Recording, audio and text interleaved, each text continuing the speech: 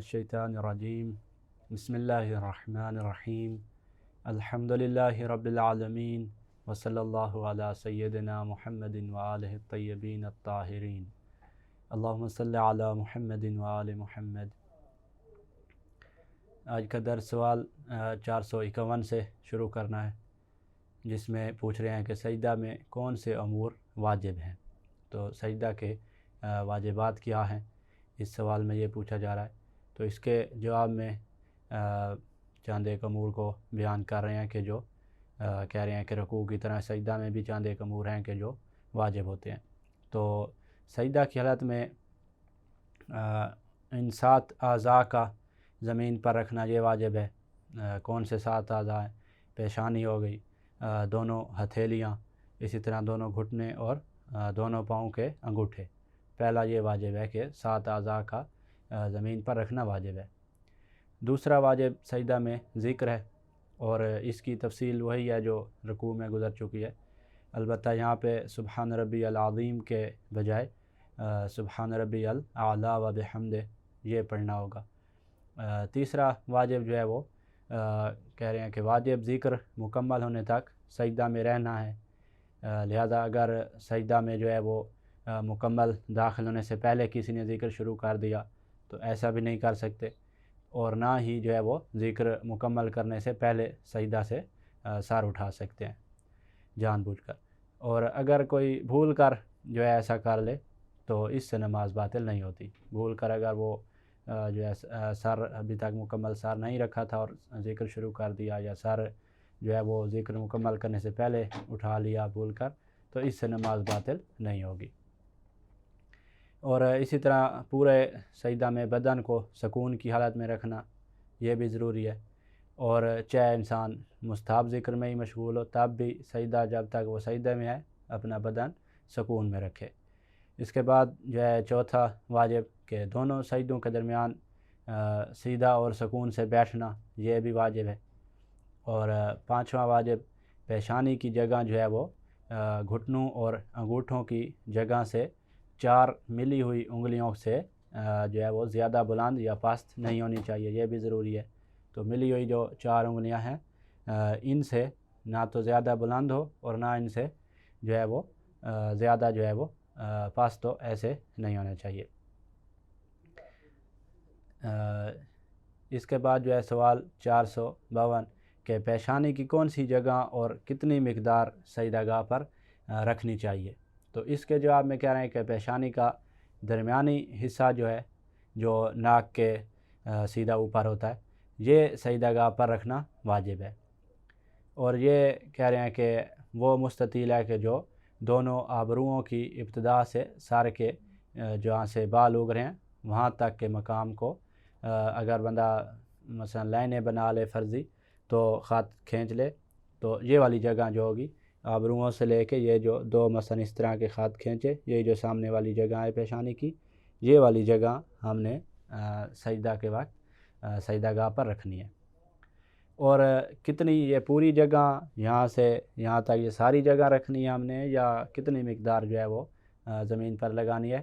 تو کہہ رہے ہیں کتنی مقدار کافی ہے کہ جس سے پیشانی کا ٹکنا صادق آ جائے کہ پیشانی اس نے زمین پہ لگائی ہوئی ہے، یہی کافی ہے، چاہے وہ مقدار ایک انگلی کے سرے کے برابر ہی کیوں نہ ہو۔ یہ جو انگلی کا سرا ہے اس کے بھی اگر برابر جگہ ہم نے زمین پہ لگا لیے تو یہی کافی ہوگی، جب اس کو یہ کہا جا رہا ہے کہ پیشانی اس نے زمین پہ لگائی ہوئی ہے انسان نے۔ اس کے بعد سوال 453 کہ وہ کون سی اشیاء ہیں کہ جس پر سجدہ ہو سکتا ہے اور کون سی اشیاء پر سجدہ نہیں کیا جا سکتا، یہ سوال پوچھ رہے ہیں۔ تو اس میں اس کا جواب ہے کہ زمین اور نباتات کے علاوہ جو دوسری اشیاء ہیں ان پر سجدہ صحیح نہیں ہے۔ اور اس کی مزید وضاحت اس طرح ہوگی کہ ہر وہ چیز کہ جسے زمین کہا جا سکتا ہو اس پر سجدہ صحیح ہے، مثلا مٹی ہو گئی، ریت ہو گئی، پتھر، کنکریٹ وغیرہ، اور اسی طرح ریت اور سیمنٹ وغیرہ سے بنے ہوئے فرش جو ہے اس پر بھی سجدہ ہو سکتا ہے۔ البتہ احتیاط لازم کی بنا پر تارکول پر سجدہ نہیں ہو سکتا، اور زمین سے نکلنے والی جو معدنیات ہیں جیسے سونا، چاندی، نمک، تانبا، پیتل وغیرہ کہ جن کو زمین نہیں کہا جا سکتا، ان پر بھی سجدہ صحیح نہیں شمار ہوگا۔ تو جس کو زمین کہا جائے اس پر سجدہ صحیح ہوگا۔ ایک یہ دوسرا نباتات اور درخت کی جو درختوں کی تمام اقسام ہیں ان پر بھی سجدہ صحیح ہے، سوائے ان نباتات کے جو کھانے یا جو ہے وہ اس میں پہننے میں استعمال ہوتی ہیں، تو ان پر سجدہ صحیح نہیں ہوگا۔ مثلا کپاس ہو گئی یا پٹسن وغیرہ، تو یہ پٹسن اور کپاس یہ اب پہنے جاتی ہیں، ان سے لباس بنائے جاتے ہیں، تو ایسی جو ہے وہ نباتات پہ سجدہ صحیح نہیں ہوگا، اور ایسی نباتات پہ بھی سجدہ صحیح نہیں ہوگا کہ جن کو کھایا جاتا ہے۔ تو جس کو زمین کہا جائے اس پہ بھی سجدہ ہو سکتا ہے، اور اسی طرح جو نباتات اگتی ہیں زمین پر وہ ان پر بھی سجدہ ہو سکتا ہے، سوائے ان نباتات کے کہ جن کو کھایا یا پہنا جاتا ہو۔ اس کے بعد سوال 454 کہ عقیق اور اسی طرح فیروزہ ہے، در نجف وغیرہ جیسے جو نگینے ہیں، آیا جو مثلا جو پتھر ہیں، جو ان کو یہ پتھر ہیں، تو ان پر آیا سجدہ صحیح ہوگا یا نہیں؟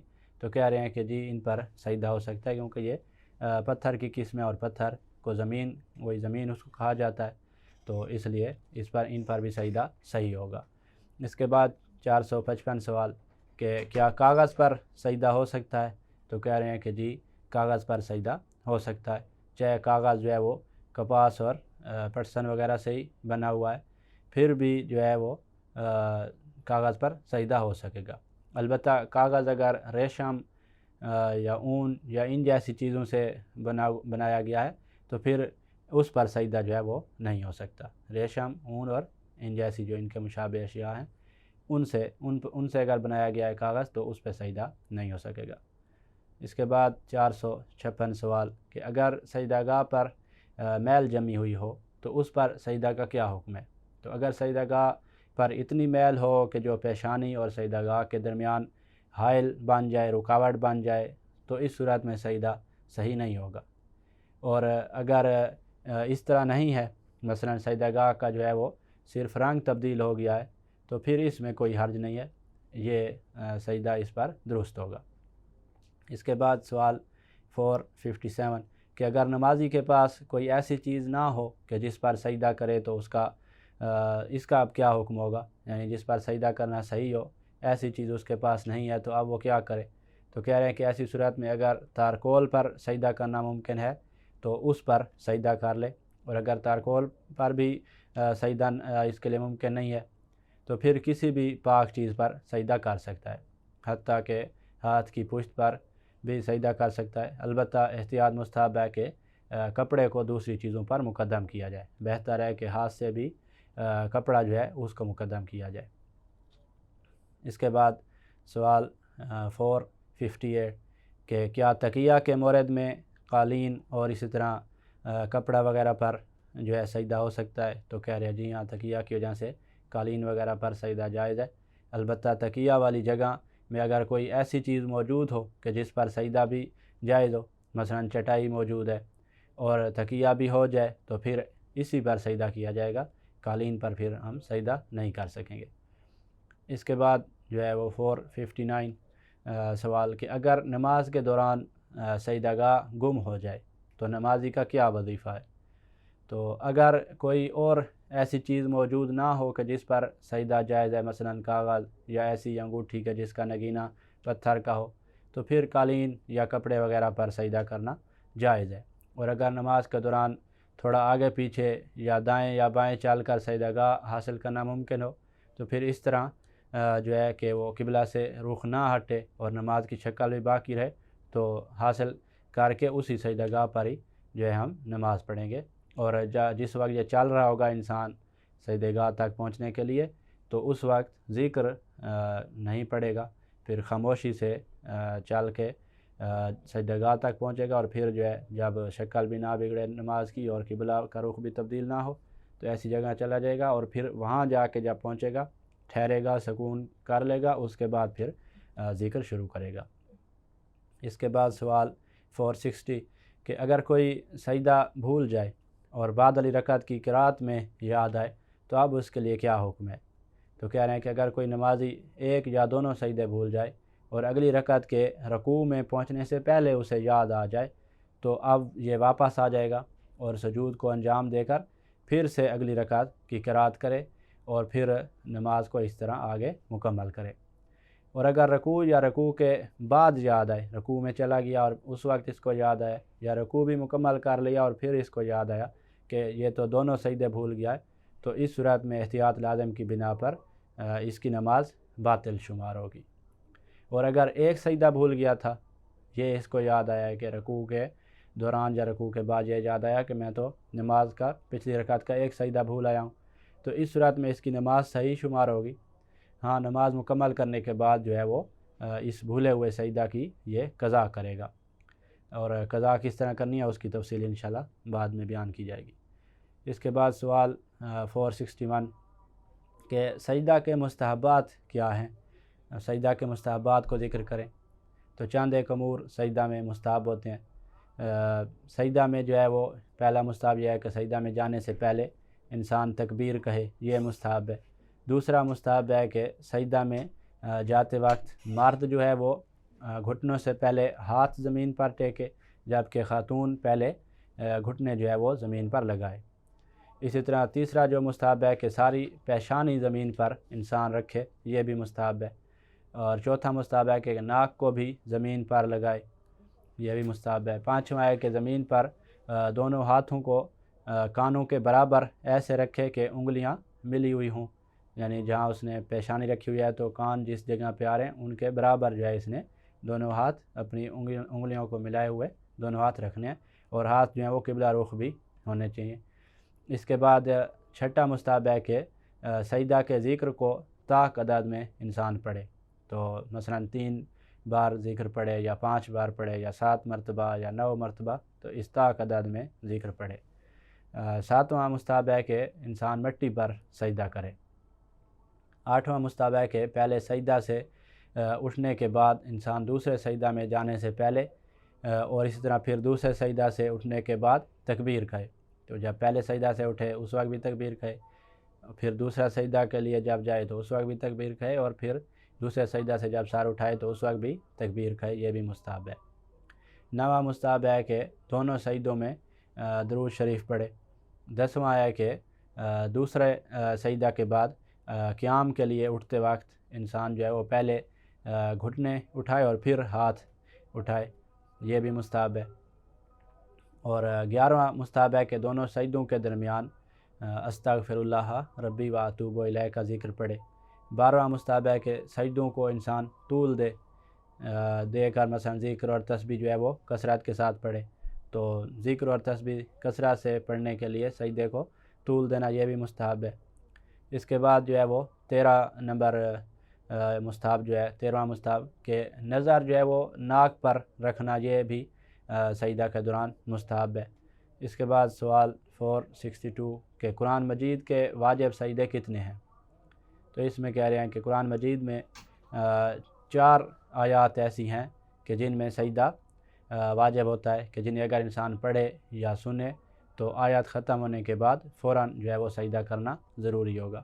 تو پہلی جو ہے وہ سورہ سجدہ کی آیت نمبر 15 ہے، دوسری جو ہے وہ سورہ حامیم سجدہ کی آیت نمبر جو ہے وہ 37 ہے، تیسری سورت جو ہے وہ سورۃ النجم ہے، اس کی آیت جو ہے وہ 62 آیت ہے، اور اس کے بعد جو ہے وہ چوتھی سورۃ علق ہے جس کی آیت 19 ہے۔ تو یہ 4 صورتیں ہیں جن میں 4 آیتیں اگر انسان پڑھ لے یا غور سے سن لے تو اس سے سجدہ واجب ہو جائے گا۔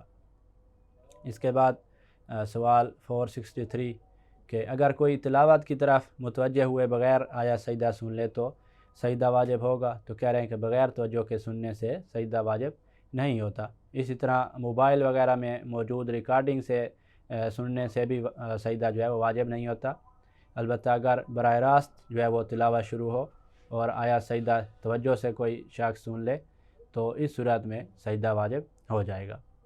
اس کے بعد سوال 464 کہ اس سجدہ میں کون سا ذکر پڑھنا ہوتا ہے جو سجدہ یہ واجب ہوتا ہے آیت جو ہے سجدہ والی سننے یا پڑھنے کے بعد؟ جو سجدہ واجب ہوتا ہے، اس سجدہ میں کون سا ذکر ہم نے پڑھنا ہے؟ تو کہہ رہے ہیں کہ جب انسان قرآن مجید کے واجب سجدہ کے ارادہ سے پیشانی زمین پر رکھ دے تو چاہے کوئی ذکر نہ بھی پڑھے تب بھی یہ کافی ہے، فقط سجدہ کرنا کافی ہے، ذکر نہ پڑھنا بھی، ذکر پڑھنا جو ہے وہ ضروری نہیں ہے۔ البتہ کوئی سا بھی ذکر خدا جو ہے وہ پڑھنا مستحب ہے، اور بہتر ہے کہ انسان اس طرح کا ذکر پڑھے کہ لا الہ الا اللہ حقا حقا، لا الہ الا اللہ ایمانا و تصدیقا، لا الہ الا اللہ عبودیتا و رقا، پھر اس کے بعد کہے کہ سجدت لک یا رب تعبدا و رقا، لا مستنقفا ولا مستكبرا بل انا عبد ذلیل ضعیف خائف مستجیر۔ تو یہ ذکر پڑھنا بہتر ہے۔ اس کے علاوہ بھی کوئی ذکر بھی جو پڑھ سکتے ہیں وہ مستحب ہے، اور اگر ذکر نہ بھی پڑھیں فقط سجدہ کر لیں تو واجب ادا ہو جائے گا۔ اس کے بعد 465 سوال کہ کیا اس سجدہ کی وہی شرائط ہیں کہ جو نماز کے سجدہ میں ضروری ہیں؟ تو کہہ رہے ہیں کہ احتیاط واجب کی بنا پر یہ سجدہ جو ہے اس سجدہ میں جو ہے یہ سجدہ ان چیزوں پر کیا جائے کہ جن پر سجدہ صحیح ہوتا ہے، تو یہ احتیاط واجب کی بنا پر ضروری ہے۔ اور جو مکان ہے وہ بھی جو ہے سجدہ کا مکان وہ بھی مباح ہو، اور باقی شرائط کی پابندی ضروری نہیں ہے۔ تو ایک یہ ضروری ہے کہ ایسی چیزوں پر سجدہ کیا جائے کہ جن پر سجدہ کرنا صحیح ہوتا ہے احتیاط واجب کی بنا پر، اور یہ بھی ضروری ہے کہ جس جگہ پہ سجدہ انسان کر رہا ہے وہ مباح ہو، وسبی جگہ نہ ہو، اور اس کے علاوہ شرائط کی پابندی ضروری نہیں ہے۔ اس کے بعد 466 سوال کہ کیا اس سجدہ میں تکبیرۃ الاحرام کہنا ضروری ہے یا ضروری نہیں؟ تو کہہ رہے ہیں کہ اس سجدہ میں نہ تو تکبیرۃ الاحرام ہے اور نہ ہی اس کے بعد تشہد اور سلام ہے، البتہ سجدہ سے سر اٹھانے کے بعد ایک دفعہ تکبیر کہنا جو ہے وہ مستحب ہے۔ یہاں تک سجدہ کے احکام مکمل ہوئے۔ اس کے بعد تشہد کے بارے میں بات ہو رہی ہے۔ تو تشہد 2 رکعتی نماز کی دوسری رکعت کے آخر میں تشہد واجب ہے، جبکہ 3 یا 4 رکعتی نماز میں جو ہے وہ 2 دفعہ تشہد واجب ہوتا ہے۔ ایک مرتبہ یہی دوسری رکعت کے آخر میں تشہد واجب ہوگا، اور دوسری مرتبہ جو ہے وہ آخری رکعت، 3 رکعتی نماز ہے تو وہی تیسری رکعت کے آخر میں، اور 4 رکعتی نماز ہے تو چوتھی رکعت کے آخر میں جو ہے وہ تشہد واجب ہوگا۔ اور تشہد میں یہ عبارات پڑھنا کافی ہوتا ہے کہ انسان اس طرح کہے کہ اشہد ان لا الہ الا اللہ وحدہ لا شریک لہ واشہد ان محمدا عبدہ ورسولہ اللہم صلی علی محمد وآل محمد۔ تو یہ اگر انسان پڑھ لے تو یہی تشہد کے لیے کافی ہے۔ اس کے بعد سوال 467 کہ کیا تشہد بھی رکوع اور سجود کی طرح کا واجب ہے؟ تو کہہ رہے ہیں کہ تشہد واجب ہے لیکن رکن نہیں ہے۔ رکوع اور سجود واجب ہونے کے ساتھ ساتھ رکن بھی ہیں، لہٰذا اگر کوئی جان بوجھ کر تشہد کو چھوڑ دے تو اس کی نماز باطل ہوگی، کیونکہ واجب کو جان بوجھ کر چھوڑا ہے، جبکہ اگر کوئی بھول کر تشہد کو چھوڑ دے تو اس سے نماز باطل نہیں ہوگی، لیکن رکن اگر بھول کر بھی چھوڑ دیا جائے تو اس سے نماز باطل ہوتی ہے۔ اس کے بعد سوال 468 کہ اگر کسی کو تشہد بھول جائے اور تیسری رکعت کے رکوع سے پہلے یاد آ جائے تو اب کیا حکم ہوگا؟ تو تیسری رکعت کے رکوع سے پہلے جہاں بھی یاد آ جائے تو فوراً انسان بیٹھ جائے اور تشہد پڑھ کر پھر تیسری رکعت کو ابتدا سے شروع کرے، اور بے جا قیام، کیونکہ ایک قیام جو اس نے پہلے کر لیا ہے تشہد سے پہلے بھولنے کی وجہ سے، اس قیام کے لیے یہ نماز مکمل کرنے کے بعد سجدہ سہو ادا کرے گا، جس کی تفصیل بعد میں آئے گی۔